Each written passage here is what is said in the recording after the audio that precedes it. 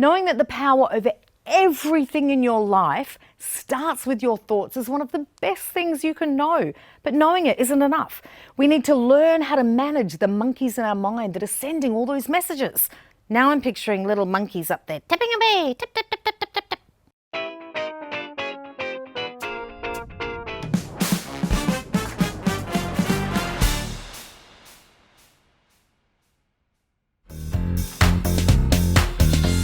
If you could read my mind, love, what a tale my thoughts would tell. Just like an old-time movie about a ghost from a wishing well. If you could read my mind, love, what a tale my thoughts would tell. Just like a paperback novel, the kind that drugstore sells. Seriously, if people could actually read our minds, they'd probably think we were nuts. And if you're anything like me, you probably think yourself a bit bonkers some days. Our mind is our most powerful tool, yet we aren't taught how to manage it. Now that is crazy. So this month on the Samantha Leith Show, we're going to take a squiz at the chaos and learn some ways to manage our minds. Back in May 2022, if you're watching this from some holographic screen in the future, we did work on emotions, feelings and moods. And now we're delving into the master of all, our thought. They control everything, and I mean everything. Over the years, many a wise man and woman have hypothesized about how we work, and they pretty much all come back to something happens which sparks a thought. That thought generates an emotion, feeling or mood, which then triggers an action or behaviour leading to a result. Simple, right? No. Who or what is in charge of those pesky little thoughts? If we want to get all scientific, thoughts are electrochemical reactions. Our brain is made up of about 100 billion neurons with trillions of connections or synapses. When chemical neurotransmitters are released, it's the neuron communicating. Some connections can send up to 1,000 signals per second, but on average it's about 1. So in this time that you've listened to this paragraph, you've probably sent 20 signals without batting an eyelid. Understanding how all of this works and relates to external stimuli is a tall order, and one I'm sure they'll be working on for a very long time to come. Let's face it, science was not my best subject at school, so let's move on, shall we? Hang on, see that? Science wasn't my best subject at school. That's a thought, my friends, a negative one that's turned into a steadfast belief. I'm not going to try and turn that around now, but it's a great example of how something so seemingly innocuous can become almost a rule in the guidebook of us. Way back when, people thought that our minds were done at a certain point. You couldn't learn anything more and you wouldn't be able to change how you thought about things. Thankfully, that's been proven to be incorrect because these wonder machines that we house have the gift of neuroplasticity, which pretty much means we have the ability to mould and change what's going on up top. It's so powerful. When we look at things like having a growth mindset, episode 33 if you want to have a look, learning something new, developing better habits, or simply being able to flip thoughts from negative to positive a little faster. Our minds are a machine. It didn't come with a manual, and some would think this is a really bad design. Or is it? We need to discover how it works and optimise it for ourselves, which, guess what? Makes our brains more powerful. I almost forgot. Don't think about a pink elephant while I'm talking.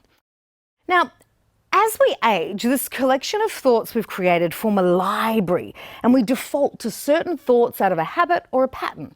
And sometimes this is so not good for us. It's a cycle. Let's walk through a couple of examples. In the office one day, your boss asks in a meeting for a volunteer to something important. Now, you've never done this kind of thing before, but you know you probably got the least on your plate at the moment. So you think, I love trying new things. I can always ask for help.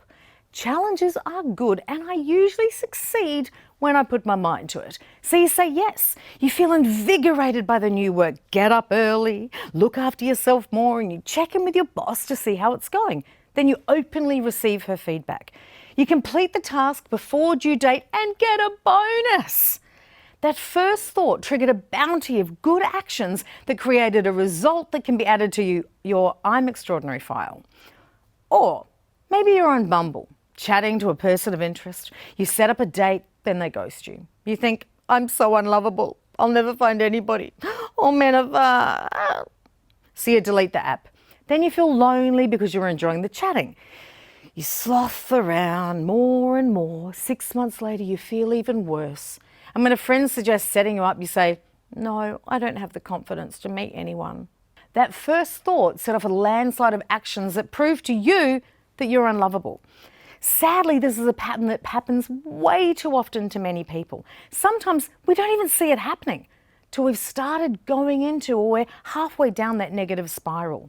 Knowing that the power over everything in your life starts with your thoughts is one of the best things you can know. But knowing it isn't enough. We need to learn how to manage the monkeys in our mind that are sending all those messages. Okay, now I'm picturing little monkeys up there tapping away, tap, tap, tap, tap, tap, tap, tap. It's also important to know that thoughts are neutral. They may be able to be seen as positive or negative, but they're not good or bad. And you, my friend, most certainly are not your thoughts. You can't always change what happens around you, but you can control your mind. Little disclaimer here. If you do have a diagnosed medical condition, the things that I'll be going through are not a substitute for treatment, and you should speak to your mental health professional. How's that elephant going? Have you been thinking about them? Back to thoughts. You may think, oh, the irony, that the thought we're having is the problem. No, it's the action or the inaction that's the problem. What are you thinking about right now? Grab some paper and write. Just do it. No judgment allowed either.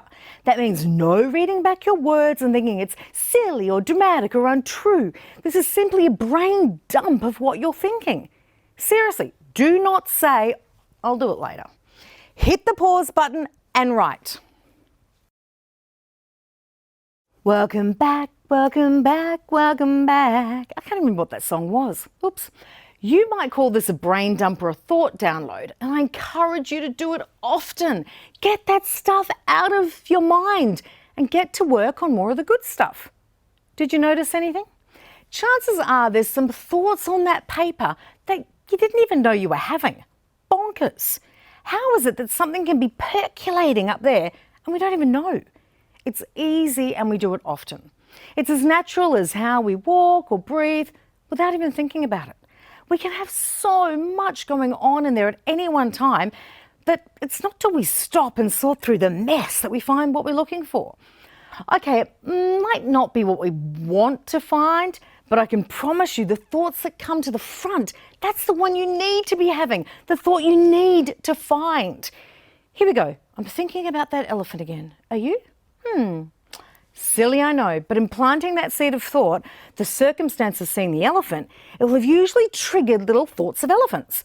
It may have been, Sam's an idiot for mentioning elephants, or I've never seen one in real life, or I still can't believe people are riding them for entertainment.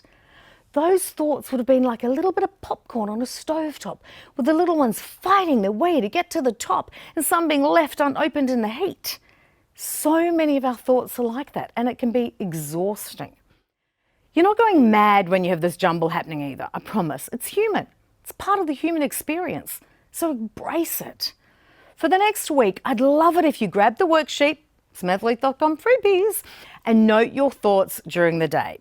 The thought, the circumstance prior to the thought, how you feel about the thought, then the action or the inaction you decided on based on that thought. Pay attention to your mind, and the rest will follow. Thank you for watching this week's episode of The Samantha Leith Show with me, Samantha Leith. If you've liked any of these episodes, I'd love it if you subscribed, shared or commented, because it really helps. And if you want some more support with managing your mind, tag me on social media at Samantha Leith and let's have a chat. Remember, those thoughts that take up that space between our ears are capable of supporting our fabulousness or bringing us crashing down. And you, my dear, are in the driver's seat.